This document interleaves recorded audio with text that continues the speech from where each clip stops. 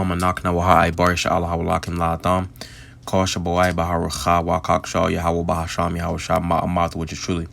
Hey, with the Hebrew Israelites coming to you week in and week out through the spirit and power of Yahweh Bahasham Yahweh Shah to preach to you so-called Negroes, Latinos, Native Americans, West Indians, Haitians, Israelite foreigners.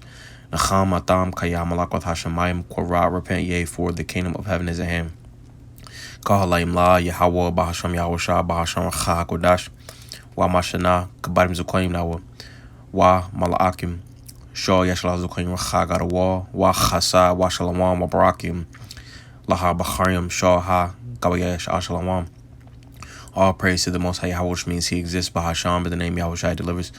Double honors to the elders and apostles of Israel, the elders and apostles of Great Millstone, and mercy, peace, and blessings to the elect of the nation of Israel. Shalom, which means peace. This is a article in RT. It reads, it says, violence erupts in central Yerevan. Large rallies have continued in the Armenian capital, with protesters demanding that Prime Minister Nikol Pashinyan's government step down. All right, let's start it with a quick precept. This is 2nd Isaiah, also Ezra chapter 9. We'll get verse 1. It says, he answered me then and said, measure thou the time diligently in itself, and when thou seest part of the signs past, which I have told thee before. All right, and the signs going into the prophecies. All right, because the job as a watchman is to stand upon the watch. Let's get that real fast. And it says diligently. All right, and that word diligence, it goes into persistence and, to go into, being early. All right, because the prophets are, prophesying, all right, and bringing out this word week in and week out, day in, day out, daily. All right, let's get Habakkuk chapter 2, and we'll get verse 1. It says, I will stand upon my watch and set me upon the tower, and will watch to see what he will say unto me, and what I shall answer when I am reproved. And the Lord answered me and said, write the vision and make it plain upon tables, that he may run that readeth it. This is how you do, you show the diligence, all right, making it plain upon tables. All right, let's get another one. Let's get Isaiah chapter 62 and verse 6. It reads, it says, I have set watchmen upon thy walls, O Jerusalem, which shall never hold their peace, day nor night. Ye that make mention of the Lord, keep not silence. All right, this is another way of how you show diligence. All right, it says I have set watchmen. All right, and when we go into this word watchman, it means, it says Shamarim. All right, it says to guard, observe, give heed. It says to save life. All right. It says to be on one's guard, take heed, beware. It says be guarded. All right. So pretty much it says be circumspect.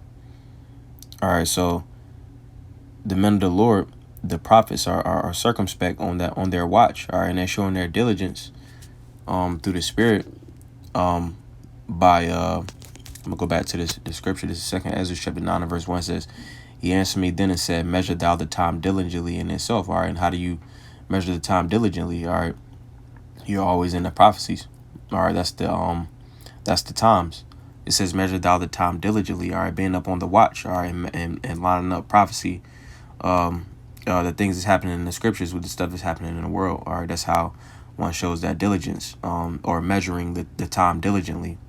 All right, it says, and when thou seest part of the signs past, which I have told thee before, then shalt thou understand that it is the very same time when the highest will begin to visit the world which he made. Therefore, when there shall be seen earthquakes and uproars of the people in the world, all right, and that's an uproar that we just saw. It says, then shalt thou understand that the Most High spake of those things from the days of before thee, even from the beginning. For like as all that is made in the world hath a beginning and an end, and the end is manifest. So we're seeing that the end is manifest. All right, it's obvious. We're in the end times. We're seeing the uproars. We're seeing the earthquakes. We're seeing the famines, the pestilences.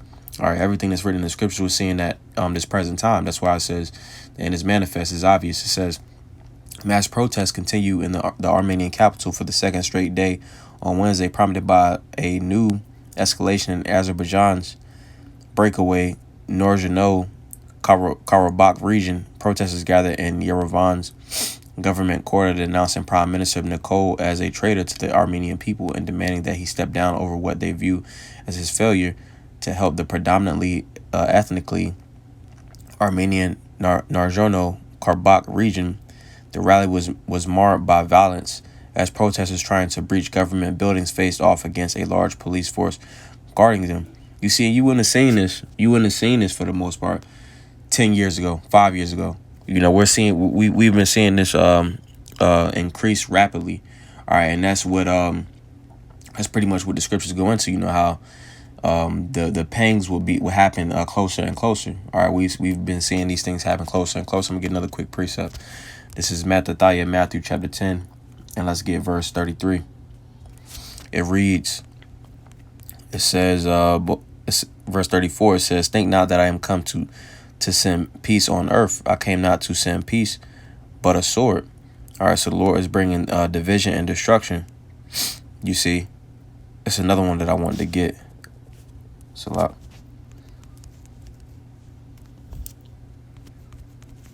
This is Luke chapter 12 and verse 49. Says, "I am come to send fire on the earth," because going back to Matthew 10 and 34, you know, the Lord is coming with, he's bringing that destruction.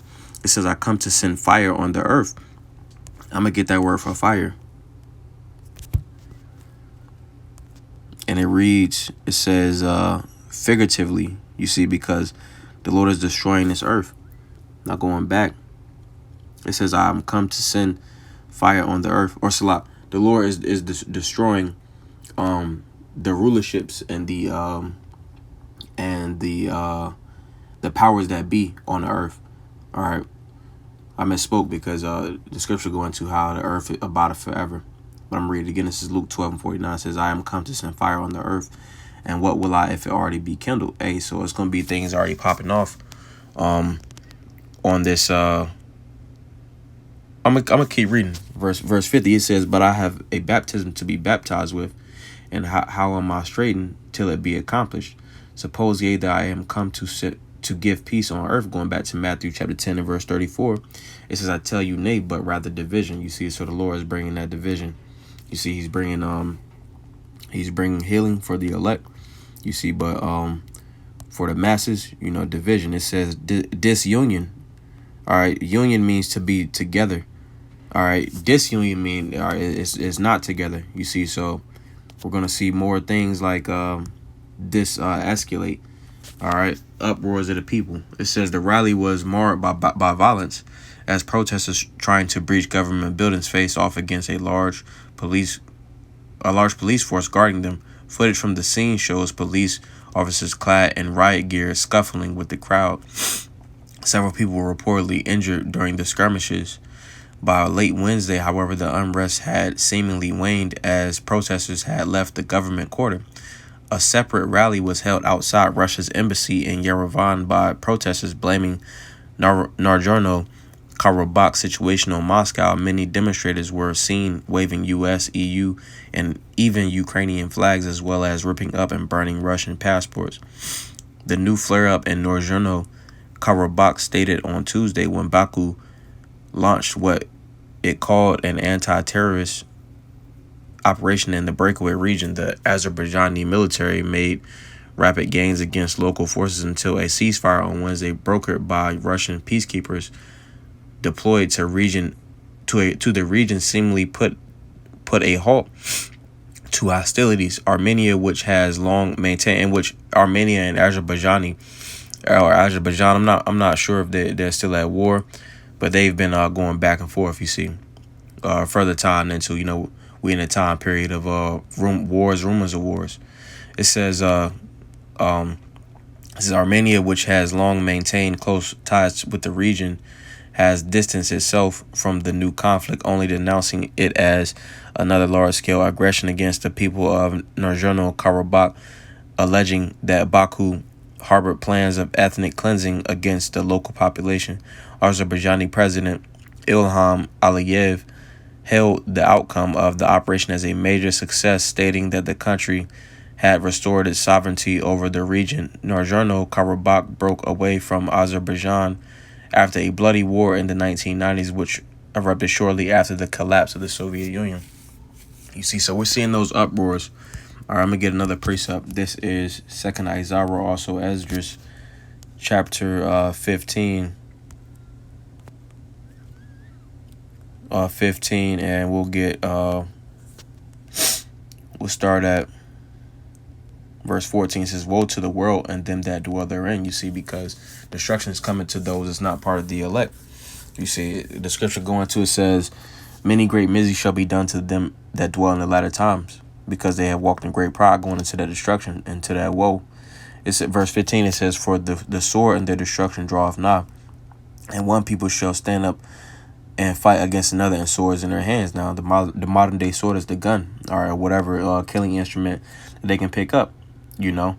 But we saw that in France. We seen uproars of the people in France. We seen uproars of the people in these countries, and then many, many more, you know, and the stuff they're not reporting on. But right now we're in that time to where it's going to be uproars of the people, you see, because while it's uproars of the people, you got, you know, these governments, the different governments, they coming with those different laws, which the people are not really too pleased with, you know, so they're taking matters into their own hands. All right, continuing on.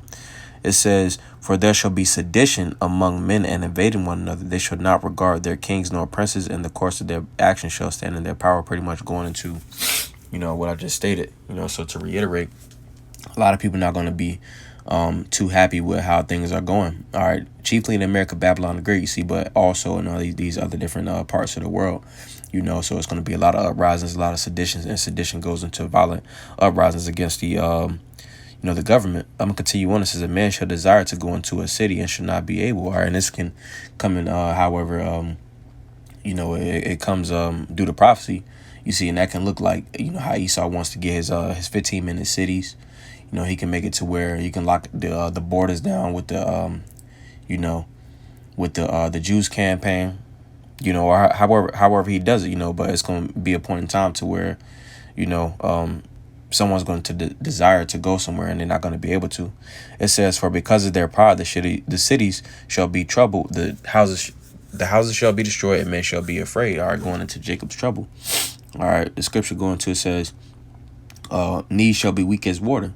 You know, because right now you got your thugs, you got your tough guys, you know, you got your special operations type guys, you know, you got the police force, you know, you got Big Ray in the neighborhood, you know.